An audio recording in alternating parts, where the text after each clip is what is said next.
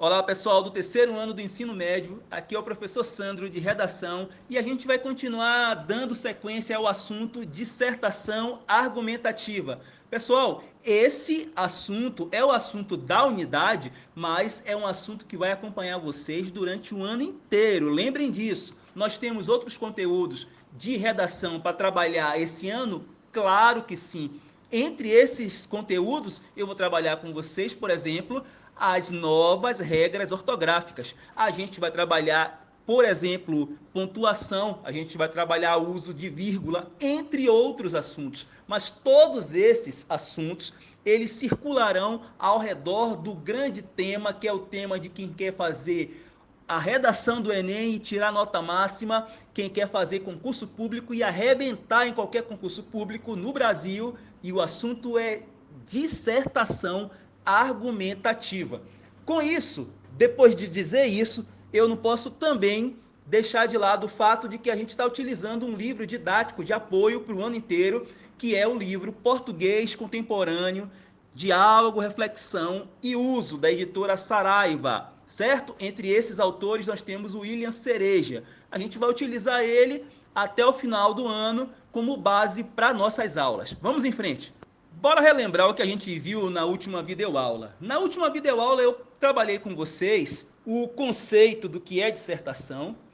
Já trabalhei com vocês desde a página 196, lembram disso? Onde eu falei para vocês que a dissertação é um texto que circula na esfera escolar e tem por objetivo avaliar a capacidade de produção de texto dos estudantes e a capacidade de argumentação de vocês, trazendo inclusive propostas de intervenção para que vocês deem conta, apontem um caminho para se solucionar o problema que está sendo avaliado na redação dissertativa. Sempre sendo imparcial, sempre obedecendo à estrutura de uma redação argumentativa. Vocês sabem que a redação argumentativa, ela faz parte da tipologia textual dissertativa. Gente, essa tipologia textual dissertativa, ela tem uma estrutura própria. Ela tem uma estrutura que é diferente, por exemplo,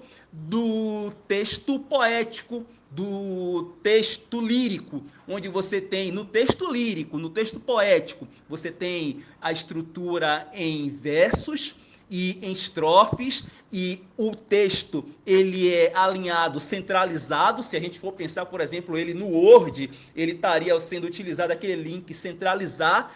Entre uma estrofe e outra, estrofe vocês sabem, né? É aquele conjunto de versos. Entre uma estrofe e outra, você tem um espaço, você pula uma linha. Isso é uma estrutura da área do tipo textual, que se enquadra como o texto poético, o texto lírico, né? Esse gênero lírico, esse tipo de texto, ele é completamente diferente, anotem, completamente diferente da estrutura de um texto dissertativo. No texto dissertativo, e esse texto dissertativo vocês vão encontrar onde? Além da redação de vocês, dissertativa argumentativa do vestibular. Vocês vão encontrar essa mesma estrutura, por exemplo, no gênero notícia. Vocês vão encontrar essa mesma estrutura no gênero reportagem. Vocês vão encontrar também no artigo de opinião. Agora, como é que é essa estrutura física desse texto dissertativo? Como é que ele aparece visualmente para as pessoas que lerão o texto de vocês?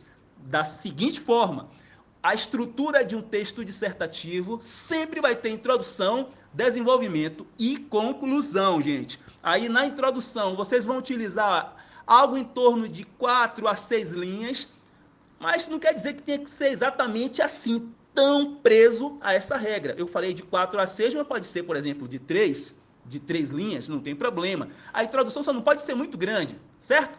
Não ultrapasse essas 6. 6 já está muito, inclusive, na minha opinião. Mas vamos fazer assim, entre 4 a 6, dá para você desenvolver bastante o que se pede numa introdução. E o que é que se pede numa introdução? Ela tem o objetivo, gente, de apresentar a tese, o ponto de vista de vocês a ser defendido de um modo claro, sem argumentar. É só o ponto de vista. Por que sem argumentar? Porque o argumento fica para o outro parágrafo. O primeiro parágrafo, vocês vão ter aí a introdução, e no parágrafo seguinte, aí você vai ter o argumento. Nesse parágrafo seguinte, nós temos a estrutura em forma de desenvolvimento. Observem, primeiro parágrafo, introdução, em seguida, no outro parágrafo, desenvolvimento. Vocês podem construir de 2 a 3 parágrafos aí, gente, no desenvolvimento. 2 a 3. Qual é a função do desenvolvimento? Anotem. Tem o objetivo de se apresentar os argumentos. Lembra que eu falei para vocês que na introdução vocês indicam o ponto de vista? Pois é, no desenvolvimento vocês vão apresentar argumentos, opiniões, e também contra-argumentos, e também exemplos, e também dados estatísticos. É aí, nesse desenvolvimento, que você vai convencer o seu leitor sobre o que você considera como sendo o ponto de vista a ser coletivizado. Vamos em frente, tem ainda a conclusão. Vamos falar da conclusão agora. Bom, gente, falando da conclusão, logicamente que é a última etapa da estrutura física do texto dissertativo, a gente vai pensar na conclusão como sendo um parágrafo. Observem, um parágrafo de conclusão é o suficiente. Nesse um parágrafo, de 5 a 7 linhas, no máximo, por aí, você vai estar ali indicando o objetivo, que é apontar soluções viáveis. Proposta de intervenção é isso, gente. Soluções viáveis para o problema exposto na introdução. Lá você não deu seu ponto de vista? Então, na conclusão, você vai estar apontando soluções viáveis para esse problema que foi exposto na introdução e discutido no desenvolvimento. É a velha a chamada proposta de intervenção, né? A gente tem a proposta de intervenção onde hoje fica muito mais detalhada essa forma com que você vai estar colocando sua proposta de intervenção. Aí nós temos o seguinte, gente, em relação à estrutura física do texto dissertativo, argumentativo, que cai na sua prova do Enem, que vai cair também em concursos públicos. Você tem um texto de 20 a 30 linhas. Não adianta escrever mais de 30. Mas eu tenho muitas ideias. Você vai ter que sintetizar. Não adianta escrever mais de 30, porque o avaliador do Enem, ele só vai ler até a 30ª linha. Depois disso, não tem mais função nenhuma. A 31ª linha pode ter uma ideia genial, mas não vai ser lida. Entendeu? Então, você vai ter de 20 a 30 linhas. Eu vou falar nos próximos vídeos o que cada competência do Enem exige de vocês. São 5, mas isso vai ficar para um próximo vídeo, porque nesse a gente vai focar, depois que eu passei a estrutura física do texto, a gente vai focar justamente naquilo que a gente viu na última aula, na página 196, onde a gente tem o conceito do que é dissertação, e aí a gente tem nessa página 196 uma dissertação argumentativa que recebeu nota máxima em 2012. O título do texto é Olhares que Buscam o Brasil. Eu já falei no outro vídeo, eu vou falar aqui nesse de novo. Esse texto, Olhares que Buscam o Brasil, atualmente, se fosse avaliada hoje, esse texto, se fosse avaliado hoje, nesse ano de 2021, ele não teria nota máxima não, gente. Ele não teria nota máxima, principalmente pela questão da competência 5, onde você, hoje, na competência 5, desmembra muito mais as funções, deixa ele muito mais claro em relação à proposta de intervenção. E eu vou falar sobre isso para vocês, onde você indica, por exemplo, o agente da ação, onde vocês vão indicar, por exemplo, os meios da ação. É algo que eu vou detalhar, eu vou explicar isso em um próximo vídeo, onde vocês vão perceber que esse texto aí, Olhares que Buscam o Brasil, que recebeu nota máxima no Enem de 2012, não teria nota máxima nesse ano de 2021. Beleza? Vamos em frente, porque agora a intenção é a seguinte: no vídeo passado, a gente leu o texto inteiro e a gente, junto com vocês, a gente analisou as atividades. A gente analisou, na verdade, a atividade 1, 2, 3 e 4. Nesse da agora, eu quero dar respostas da questão 1 até a questão 7. Acompanhe comigo. Pessoal, agora a gente vai diretamente para o exercício número 1. Gente, ó, o exercício número 1 é dividido em 3 questões, hein? Questão A, B e C. Vamos dar conta das 3 questões. Bora dar uma lida no exercício 1. O texto lido segue a estrutura das dissertações. Identifique, justificando os parágrafos que correspondem. Aí eles vão querer que vocês identifiquem e justifiquem os parágrafos que são correspondentes à introdução, ao desenvolvimento e à conclusão. Agora, gente, ó, para a gente identificar e, em seguida, justificar os parágrafos que são correspondentes à introdução, ao desenvolvimento e à conclusão, a gente precisa, antes de tudo, saber o que é parágrafo. Eu sei que vocês já sabem, mas eu vou falar assim mesmo, certo? Parágrafo, gente, é aquele elemento textual que tem unidade de sentido e que serve para dividir e organizar o texto. Um texto dissertativo, ele é organizado não só por ideias, por unidade de sentidos, como também ele é organizado por parágrafos. Esses parágrafos, eles servem justamente para poder a gente dar uma linha de progressão textual. É nesses parágrafos que são analisados, por exemplo, a questão da coerência e da coesão do texto. Em vídeos seguintes, eu vou preparar vídeos falando só sobre coesão e coerência para vocês. Mas bora só entender a função, a necessidade da gente saber o que é um parágrafo, né? Para a gente identificar um parágrafo, basta procurar os trechos que iniciam com recuo na margem esquerda. Vocês sabem que quando a gente inicia um parágrafo, você dá aquela recuada, né, gente? Com letra maiúscula, aquele recuo da margem esquerda com letra maiúscula é onde inicia o parágrafo. Aí você pode dizer assim, mas tem texto que eu vejo na internet que não tem esse recuo. Pronto. Ainda que ele não tenha esse recuo, ele vai estar com letra maiúscula. Todo parágrafo ele inicia com letra maiúscula, certo? Então a margem esquerda você vai estar analisando se inicia com letra maiúscula. E no geral, o certo mesmo é você dar uma recuada na margem esquerda para iniciar seu parágrafo, com o ponto parágrafo finalizando ele. Ó, eles podem ser divididos em parágrafos de introdução, desenvolvimento e conclusão. Não, podem não, eles devem ser divididos em parágrafos de introdução, de desenvolvimento e conclusão quando estiverem fazendo o texto dissertativo, argumentativo de vocês. Beleza? Agora vamos para a questão A. Onde é que vocês encontraram em relação à questão A? Onde é que está o parágrafo de introdução? Onde é que justifica isso aí? Onde é que está esse parágrafo de introdução? Essa ficou fácil para vocês.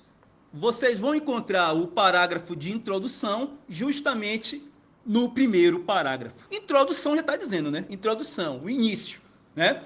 Primeiro parágrafo é parágrafo de introdução.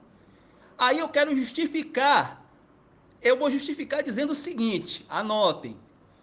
É nesse parágrafo de introdução que o autor introduz a discussão, onde ele apresenta o seu ponto de vista, a sua tese. Essa é a justificativa. Vamos para a questão B. Desenvolvimento. Onde é que está o parágrafo de desenvolvimento, gente?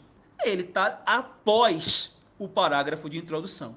Você não tem ali o fechamento do parágrafo de introdução com ponto parágrafo? Logo em seguida, com aquele recuo da margem, com a letra maiúscula, já inicia o parágrafo de desenvolvimento. Nesse texto aí que a gente está analisando, você vai ter 2 parágrafos de desenvolvimento, que é o segundo e o terceiro parágrafo. Nesses 2, o autor desenvolve argumentos para justificar o seu ponto de vista. Prestem atenção nisso. A introdução você vai dar o ponto de vista. No desenvolvimento você vai colocar seu argumento. Observaram? Introdução, ponto de vista, tese, desenvolvimento, argumentos que justificam o seu ponto de vista. Bora para a questão C do exercício 1. Ele está querendo que você diga, aponte aí, onde está o parágrafo de conclusão. O parágrafo de conclusão é o último, é o quarto parágrafo. Gente, no quarto parágrafo, nele, o autor, ele retoma a argumentação. Na conclusão, você vai sempre fazer isso. Você vai estar retomando a argumentação que você fez. Você pode até retomar também seu ponto de vista, mas é retomar para confirmar, viu, gente? Não vai entrar em contradição, não, hein? Você dá um ponto de vista na introdução e lá na conclusão você desfaz tudo. Não faça isso, não. Você vai ter que confirmar tanto o seu ponto de vista quanto a sua argumentação. E aí você vai estar indicando propostas de intervenção para se resolver o problema. E aí você finaliza o texto. Tranquilo isso aí.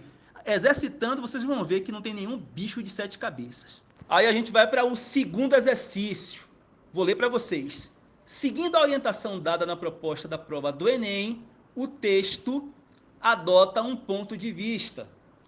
Qual é a tese quanto ao problema da imigração no Brasil defendida no texto? Já falei para vocês que tese e ponto de vista é a mesma coisa, né? Então, quando ele pergunta qual é a tese, qual é o ponto de vista quanto ao problema da imigração no Brasil defendida no texto. Vocês vão lá no primeiro parágrafo, onde se coloca a tese, onde se coloca o ponto de vista, relê o primeiro parágrafo, vem aqui e responde.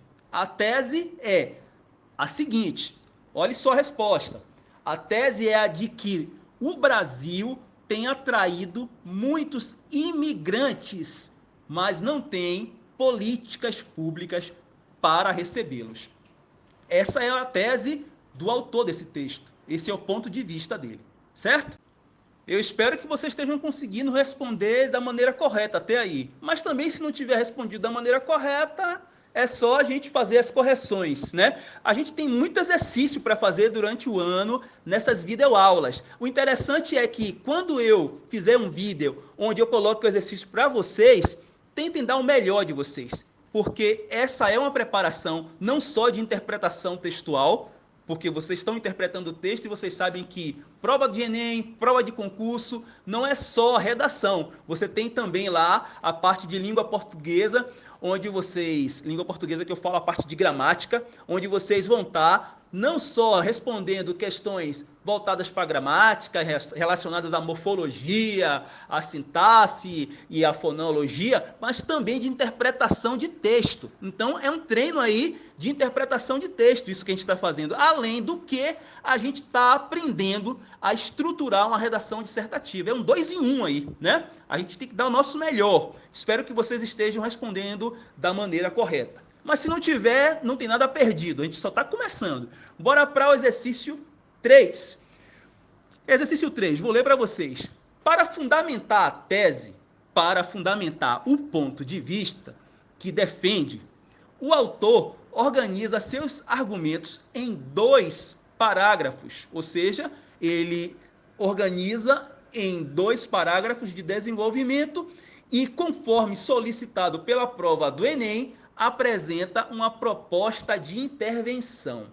Vocês sabem que a proposta de intervenção é aquilo onde você vai tentar solucionar problemas, né? Você vai indicar caminhos para resolver os problemas e esses problemas que vocês vão estar apontando tem que ser problemas que possam ser resolvidos de maneira concreta, real, sem fantasias, né? Bora aqui para a questão A. A questão A é a seguinte: identifique os argumentos utilizados em cada parágrafo. Gente, a gente já viu que ele utilizou o segundo e o terceiro parágrafo para poder ele argumentar, né? Para poder ele desenvolver, fazer o desenvolvimento dele. O que se pede aí na questão A? Identifique os argumentos utilizados no segundo e no terceiro parágrafo. Bora lá? Anotem aí. Peguem a caneta, anotem a resposta. A, nós temos aí a questão A. Os argumentos do autor giram em torno da ideia de que auxiliar os imigrantes, traria vantagens para o próprio país. No segundo parágrafo, ele menciona o recolhimento maior de impostos. Esse é o argumento. o que, segundo ele, melhoraria a situação da Previdência. No terceiro parágrafo, ou seja, ainda no desenvolvimento, ainda argumentando e ainda respondendo aí a questão A do terceiro, no terceiro parágrafo, ele menciona a regularização dos vistos e o oferecimento de cursos para integrar as pessoas, esses imigrantes, à nossa sociedade, o que minimizaria, segundo ele, o problema da falta de mão de obra. Então, ele responde aí, vocês identificaram, né? Onde ele responde como resolveria, quer dizer, na questão A, né? E você está identificando os argumentos que ele utiliza em cada parágrafo para justamente ele apresentar propostas de intervenção, né? Essa proposta de intervenção aí dentro da linha do pensamento desse autor.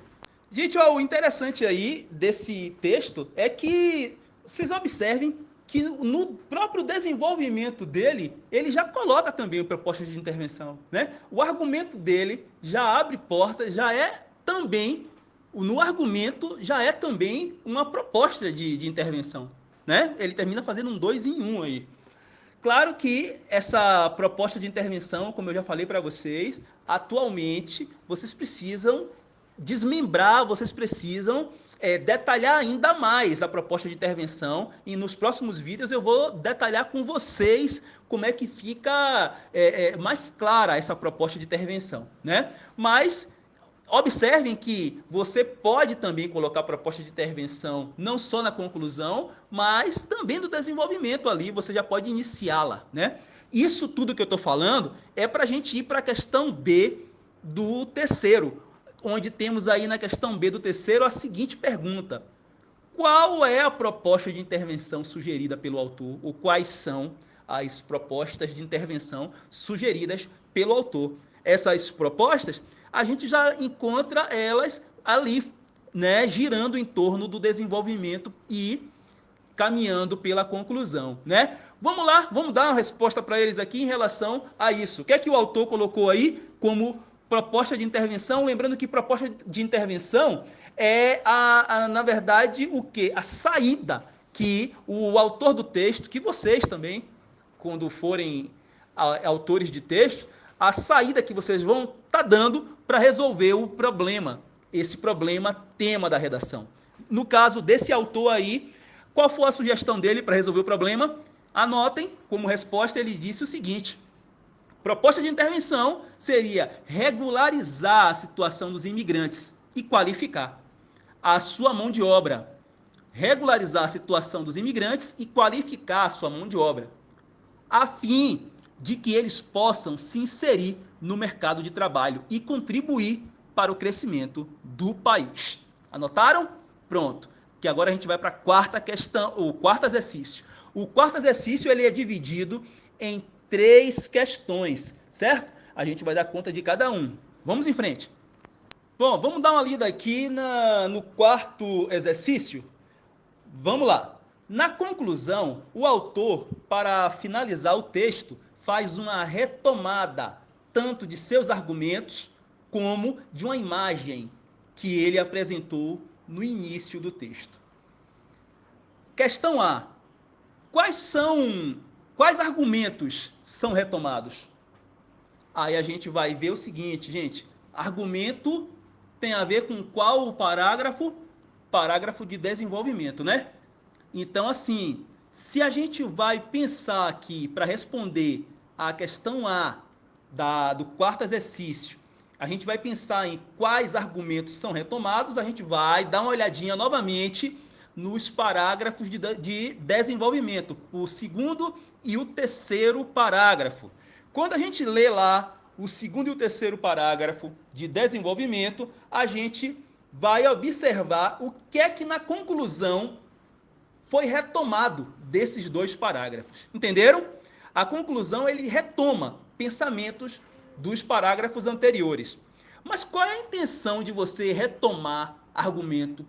A intenção de você retomar argumento é o de você fortalecer o seu ponto de vista, a intenção de você justificar o seu ponto de vista, é a intenção de você mostrar a unidade do texto, é uma maneira de você dizer para o avaliador que os parágrafos, eles estão todos coerentes, eles estão todos coesos, um parágrafo conversa com o outro, um parágrafo concorda com o outro, certo? Agora vamos lá. Novamente, vou perguntar aqui a questão A para poder dar resposta. Exercício 4, questão A. Quais argumentos são retomados? Observem como resposta e anotem aí. Os argumentos que são retomados é o seguinte: o de que o problema da imigração pode ser revertido em benefícios para o país e de que a questão merece mais atenção do governo. Isso aí ele retoma, isso ele coloca na conclusão, porque ele está retomando o pensamento que ele colocou no desenvolvimento, entendeu? Isso aí é uma retomada de pensamento, é uma retomada de argumento. Bora agora para a questão B do exercício 4. Vamos lá, gente, vamos para o exercício 4, questão B. Questão B, vou ler para vocês. Identifique a imagem apresentada no início do texto e retomada na conclusão. Bora interpretar isso aí? Porque a maneira com que a gente interpretar esse exercício 4, questão B, a gente vai estar dando a resposta correta. Ele diz assim, ó, na questão B, identifique a imagem apresentada no início do texto. O que é esse início do texto? A introdução, né?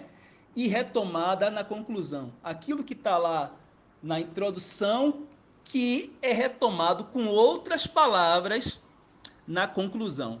Gente, ó, quando você coloca assim, ó, identifique a imagem, não é para a gente fazer uma análise ao pé da letra e procurar uma foto.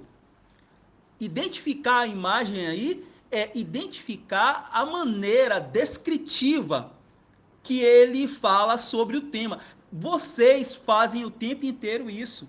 Vocês, quando descrevem, por exemplo, estão conversando aí no WhatsApp, em uma rede social qualquer, quando vocês estão conversando sobre a cidade de vocês, para alguém que não é da cidade de vocês, bora falar de Salvador, né? Eu sou daqui. Pronto. Aí eu quero descrever Salvador.